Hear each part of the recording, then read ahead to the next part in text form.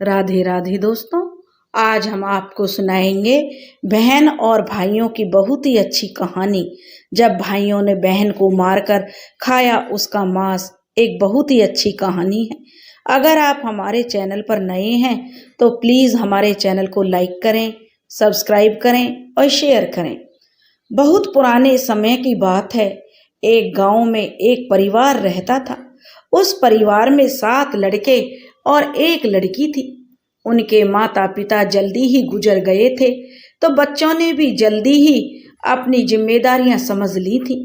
शुरू में सबको गुजारा चलाने में काफी परेशानी हुई थी, लेकिन समय के चलते सब कुछ उन्हें आसान लगने लगा था। अब उन्होंने माँ बाप के बिना जीना सीख लिया था। यह उस समय की बात है जब समाज के पुरुषों का काम जंगली जानवरों का शिकार करना और औरतों का काम सिर्फ घर के कामकाज करना और बच्चों को संभालना होता था। 7 भाई और एक बहन उसी गांव में बड़े प्यार से मिलजुल कर रहते थे। दिन निकलते ही 7 भाई शिकार के लिए निकल जाते और बहन सबके लिए खाना पकाती थी और घर के बाकी के दूसरे कामकाज करती थी। भाई जब जंगल से वापस आते तो साथ में बड़े बड़े जानवर, पक्षी आदि को मार कर लाते थे। बहन उनके मांस को बड़े चाव से पकाती और सब भोजन करके बड़ी तृप्ति का अनुभव करते थे। ऐसे ही दिन गुजर रहे थे। एक दिन की बात है, 7 भाई जंगल में शिकार करने के लिए गए थे। शाम होने वाली थी। बहन सबके लिए खाना बना रही थी। जब वह सब्जी के लिए हरा साग काट रही थी, तभी चाकू की तेज धार से उसकी एक उंगली कट गई। कटी हुई उंगली से खून की धारा बहने लगी। अब बहन ने सोचा, यदि उसके भाइयों ने उसकी कटी हुई उंगली देखी तो उसके भाई बड़े दुखी हो जाएंगे। इसलिए उसने यह सोचा कि अपने भाइयों को यह बात नहीं बतानी चाहिए और उनसे छिपा कर रखना चाहिए। उसने बहते हुए खून को अपनी ओढ़नी से पूछना चाहा, किंतु फिर उसे लगा कि उसके भाई उसकी ओढ़नी में लगे हुए खून के धब्बों के बारे में पूछेंगे। फिर उसने सोचा कि चलो दीवार पर पहुंचना ठीक रहेगा, लेकिन फिर उसके दिमाग में ख्याल आया कि यह तो मेरे भाइयों को अच्छे से दिखाई दे जाएगी। फिर बहन बेचैन होकर इधर उधर घूमने लगी, लेकिन उसे कोई ऐसी जगह नहीं मिली जहां उसका बहता हुआ खून उसकी भाइयों की नजरों से बच सके। इसलिए उसे कोई उपाय न मिलने पर उसने उसी साग से जो खाने के लिए बना रही थी, उसी से अपना खून था जो उसे पूछ दिया। शाम को भाई जंगल से वापस आए। बहन ने भाइयों के लिए खाना परोसा। आज 7 भाइयों को साग बहुत ही स्वादिष्ट लगा। 7 अपनी उंगलियां चाटते रह गए और अपनी बहन की पाक कला की तारीफ करने लगे। अपनी तारीफ सुनकर बहन भी खुशी से फूली नहीं समाई थी। दिन भर के थके होने के कारण 7 भाई उस दिन जल्दी सो गए। अगली सुबह रोज की तरह खा पीकर 7 भाई फिर जंगल की ओर निकल पड़े। जब वे शिकार तलाशते तलाशते थक गए और सारे भाई एक पेड़ की छांव में बैठकर आराम करने लगे, तो बातों ही बातों में 7 भाई रात के भोजन के बारे में बातें करने लगे कि रात के भोजन में बहन ने जो साग बनाई थी उसकी चर्चा होने लगी। सब कहने लगे कि कल इतना स्वादिष्ट साग उन्होंने खाया कि आज तक ऐसा स्वाद नहीं खाया। सबने तय किया कि आज घर चलकर इसके बारे में अपनी बहन से जरूर पूछेंगे और जानकर रहेंगे कि साग में उसने ऐसा क्या क्या मिलाया था। शाम को 7 भाइयों ने जब घर आए तो दोबारा अपनी बहन की पाक कुशलता की तारीफ करते हुए पूछा, हमारी प्यारी बहन, कल रात के साग में तुमने ऐसा क्या क्या मिलाया था? बहन बताना तो नहीं चाहती थी। वह सोच रही थी, अगर उन्हें पता चला कि उनकी उंगली कट गई है तो मेरे सारे भाई दुखी हो जाएंगे। इसलिए उसने कहा, कुछ नहीं बड़े भैया, सब जो रोज बनाती वही बनाया था। तो उसका बड़ा भाई कहने लगा, प्यारी बहना, तुम्हें आज बताना ही पड़ेगा और मैं जानना चाहता हूँ कि हमारी बहन ने इतना स्वादिष्ट साग कैसे बनाया। तुम्हें मेरी सौगंध है बहन, तो तुम्हें आज सच्चाई बतानी ही पड़ेगी। बड़े भाई का सब सम्मान करते थे, इसलिए बहन को भी अब सच बोलना पड़ा। उसने धीरे धीरे सारी बात बताते हुए कहा, भैया बस इतना सा अपना खून मिला दिया था और ज़्यादा कुछ नहीं, क्योंकि मेरी उंगली कट गई थी। मैंने सोचा कि आप लोगों को पता चलेगा तो आप दुखी होंगे, इसलिए मैंने अपने खून को जो इसी में मिला दिया।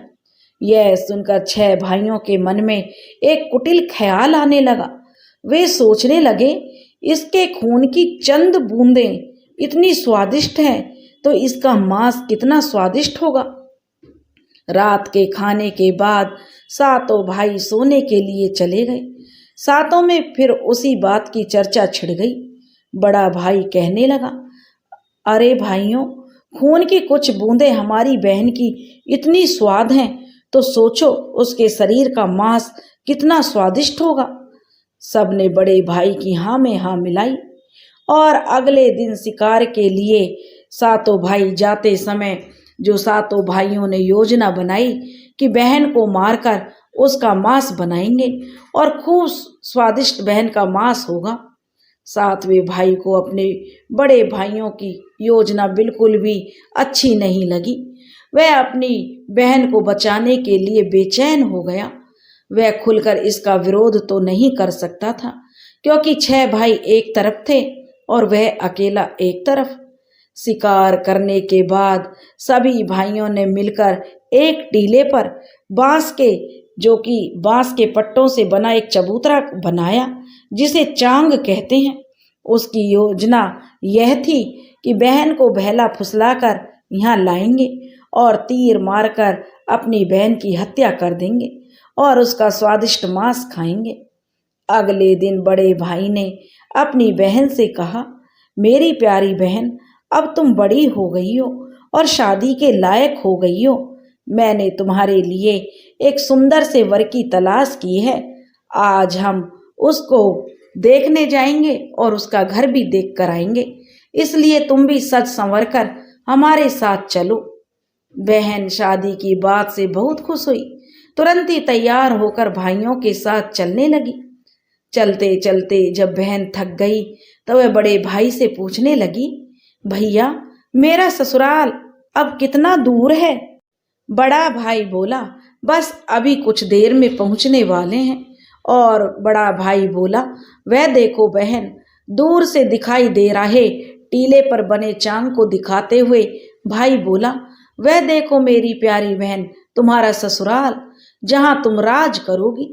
यह सुनकर बहन आनंदित हो उठी और चांग पर पहुंचते ही बड़े भाई ने अपने छोटे भाइयों को अपनी बहन को चांग पर खड़ी करके उसको रस्सी से जो बांस के खंबे के सहारे बांधने का आदेश दिया।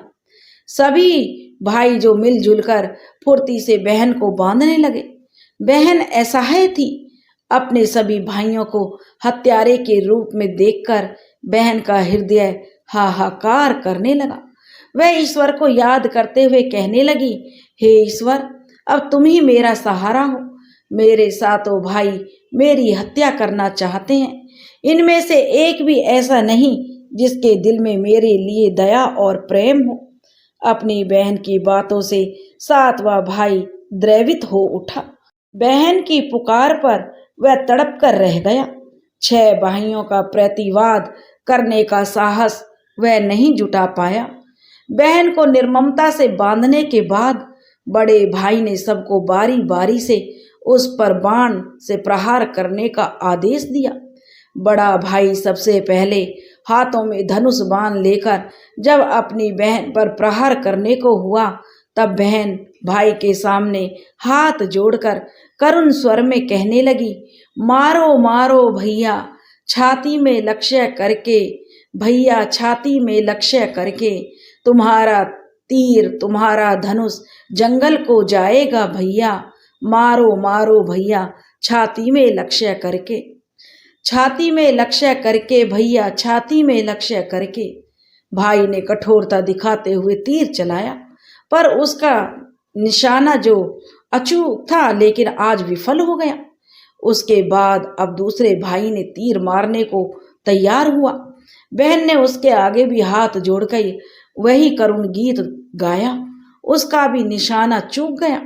इसी तरह सभी भाइयों ने बारी बारी से बहन की छाती को लक्ष्य करके तीर मारने की कोशिश की। बहन हर बार यही गीत दोहराती रही।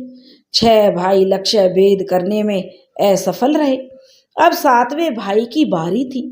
6 भाई उससे कहने लगे कि भाई पूरी ताकत से तीर चलाना और बहन को एक बार में ढेर कर देना। यदि तुम्हारा निशाना चूक गया तो तुम जिंदा नहीं बचोगे, हम सब तुम्हें मार देंगे। बहन ने छोटे भाई की जान खतरे में पड़ते देखी तो उसने अपनी जान न्यौछावर करने और अपने छोटे भाई को बचाने का निश्चय किया। वह ईश्वर से प्रार्थना करने लगी, हे ईश्वर, मेरे भाई का तीर मेरी छाती भेदने में सफल हो जाए। वह फिर करुण गीत गाने लगी, मारो मारो भैया छाती में लक्ष्य करके, भैया छाती में लक्ष्य करके, तेरा तीर मेरी छाती भेद जाए। मारो मारो भैया छाती में लक्ष्य करके, भैया छाती में लक्ष्य करके। छोटे भाई ने तीर चलाया। उसका तीर बहन के मर्म पर जा लगा। वह दर्द से तड़प उठी। कुछ देर छटपटाने के बाद उसके प्राण पखेरु उड़ गए और वह निष्प्राण हो गई। अपनी कुटिल योजना सफल होने पर 6 भाइयों की तो जो बाछें खिल गईं। 7 ने मिलकर अमृत बहन का शरीर चांद से नीचे उतारा। 6 भाइयों ने मिलकर बहन के शरीर की बोटी बोटी काट डाली।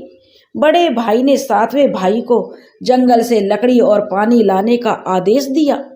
छोटा भाई पानी और लकड़ियां लाने के साथ साथ कुछ मछली और केकड़े भी ले आया था। वह अंदर ही अंदर बहुत दुखी था। उसके भाई बहन का मांस बड़े चाव से पका रहे थे। वह अपनी प्यारी बहन का मांस नहीं खा पाएगा। अगर नहीं खाएगा तो अन्य भाई उसे गाली देंगे।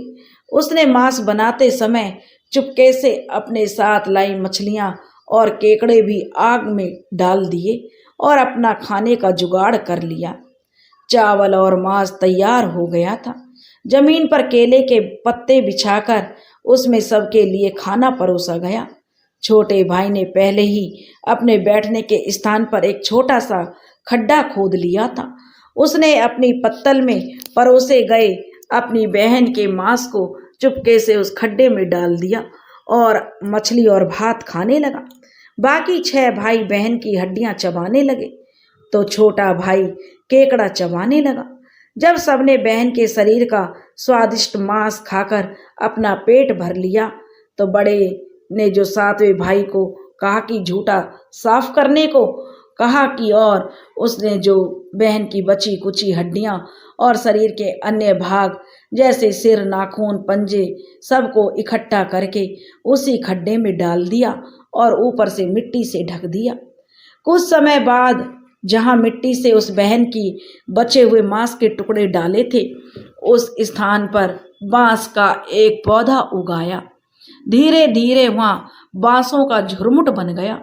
एक बार कहीं से एक संत आए और उसी बांस की झुरमुट तले छुपकर मल त्याग करने लगे। उसी समय आकाशवाणी हुई, संत दुर्गंध आ रही है, संत दुर्गंध आ रही है। बार बार यह आकाशवाणी सुनाई देने लगी तो संत ने झटपट उस स्थान को साफ कर दिया और उन्होंने झुरमुट में से एक बांस को काट लिया और अपने साथ ले गए। उस बांस को उन्होंने काटकर एक बहुत ही सुंदर बांसुरी बनाई और वे उसे बजा बजा कर दिन भर लोगों के घर जाकर भिक्षा मांगते थे और बदले में खूब सारा उपदेश देते थे। एक दिन की बात है, संत भिक्षा के लिए उसी गांव में उसी बड़े भाई के द्वार पर चला गया। तब तक 6 भाइयों का भी विवाह हो चुका था। केवल 7वां भाई अभी कुंवारा था। जो ही संत ने बड़े भाई के आंगन में कदम रखा तो ही संत की बांसुरी स्वयं बोल उठी, नहीं बाजो रे बांसुरी, यही है दुश्मन सबसे बड़ा, बड़े भाई के घर नहीं बाजो रे बांसुरी। दया प्रेम सब छोड़कर रिश्ते में यही दाग लगाया है, नहीं बजो रे बांसुरी। यही है दुश्मन सबसे बड़ा, बड़े भाई के घर नहीं बजो रे बांसुरी। योगी के बाजे से बार बार निकल रही इस तरह की करुण आवाज से बड़े भाई के पसीने छूटने लगे। उसने अपने पत्नी से योगी को तुरंत भिक्षा देकर विदा करने को कहा। इसी तरह योगी बाबा बारी बारी से 6 भाइयों के द्वार पर गए और उनके आंगन पर कदम रखते ही बांसुरी ने स्वयं यह गीत बजने लगता। उन्होंने भी अपनी पत्नी को तुरंत ही कुछ भिक्षा देकर संत को विदा करने को कहा। उनके मन में अब यह डर समा गया कि यदि इसी तरह योगी की जो बांसुरी बजती रही तो उनकी यह पोल खुल जाएगी कि वे अपनी बहन के हत्यारे हैं। इसलिए वे संत अब अंतिम समय 7वें भाई के द्वार पर पहुंचा, जो अभी तक कुंवारा था। वह अकेले रहता था। जब योगी बाबा उसके द्वार पर उपस्थित हुए तो बांसुरी बोल उठी, बाजो रे बाजो बांसुरी, मेरे सबसे छोटे भाई के घर। मन की बात मन में छुपाकर युग युग से रखा है अंतर में। बाजो रे बांसुरी, यही है मेरे सबसे प्यारे भाई का घर। योगी की बांसुरी से प्यारा और दिलचस्प गीत बजते ही और सुनकर छोटे भाई ने उन्हें सम्मान के साथ अपने घर में बैठने के लिए आसन दिया। तांबूल पान और जलपान से उनका सत्कार किया।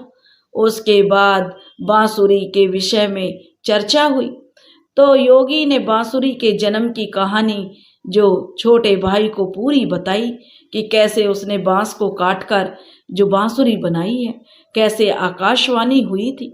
छोटे भाई ने उस बांसुरी को उस योगी से देने की प्रार्थना की तो योगी ने उस छोटे भाई को वह बांसुरी सौंप दी। योगी के चले जाने के बाद अब छोटे भाई ने बांसुरी को अपने बिस्तर के सिरहाने की तरफ साफ सुथरे स्थान पर धूप दीप जलाकर सम्मान के साथ रख दिया। कुछ दिनों के बाद छोटे भाई के घर में परिवर्तन दिखाई देने लगे। जब वह काम से घर लौटकर आता तो सारा घर साफ सुथरा पाता। जब रोज रोज यही बात दोहराने लगी तो छोटे भाई ने अपनी भाभियों के घर जाकर पूछा कि भाभी, मेरी गैर हाजिरी में आप लोग मेरे घर की साफ सफाई करते हो क्या? सभी भाभियों ने जवाब दिया, हमें अपने घर के कामकाज से तो फुर्सत नहीं है, तुम्हारा घर कैसे साफ करेंगे? छोटे भाई ने निश्चय किया कि आज वह छुपकर देखेगा कि उसका घर कौन साफ करके जाता है। इसलिए छोटा भाई काम पर नहीं गया और वह घर के एक कोने में छुप गया। घर सुनसान होते ही जहाँ पर बांसुरी स्थापित की थी वहाँ से उसकी बहन की शकल की एक लड़की निकली और उसने घर का सारा काम किया और फिर उसी बांसुरी में समा गई। छोटे भाई ने यह सब देखा तो उसे अपनी आंखों पर विश्वास नहीं हुआ। फिर छोटे भाई ने यह बात अपनी बड़ी भाभी को बताई। बड़ी भाभी ने अपने छोटे देवर को समझाया कि जैसे ही लड़की बांसुरी से बाहर निकलेगी तुम उस बांसुरी को आग के हवाले कर देना, फिर उस पर तुलसी जल छिड़क देना, फिर देखना क्या होता है। छोटे भाई ने बड़ी भाभी के कहे मुताबिक सारा काम किया। उसने लड़की के निकलते ही बांसुरी को आग में डाल दिया और लड़की पर पवित्र तुलसी दल का छिड़काव किया। तुलसी दल के स्पर्श से वह मानव रूप में आ गई। भाई ने देखा तो यह तो उसकी प्यारी बहन है। उसने अपनी बहन को गले से लगा लिया। उसके बाद दोनों बहन भाई बड़े प्रेम से जो रहने लगे और बहन ने भाई को और भाई ने बहन को अपना लिया और खुशी से एक दूसरे के साथ रहकर जीवन यापन करने लगे। दोस्तों, इस कहानी से हमें शिक्षा मिलती है, निस्वार्थ प्रेम ही रिश्तों को बनाए रखता है। रिश्तों को कलंकित करने वाले कभी नहीं छुप सकते। दोस्तों, अगर आपको हमारी कहानी पसंद आई हो तो प्लीज़ हमारे चैनल को लाइक करें।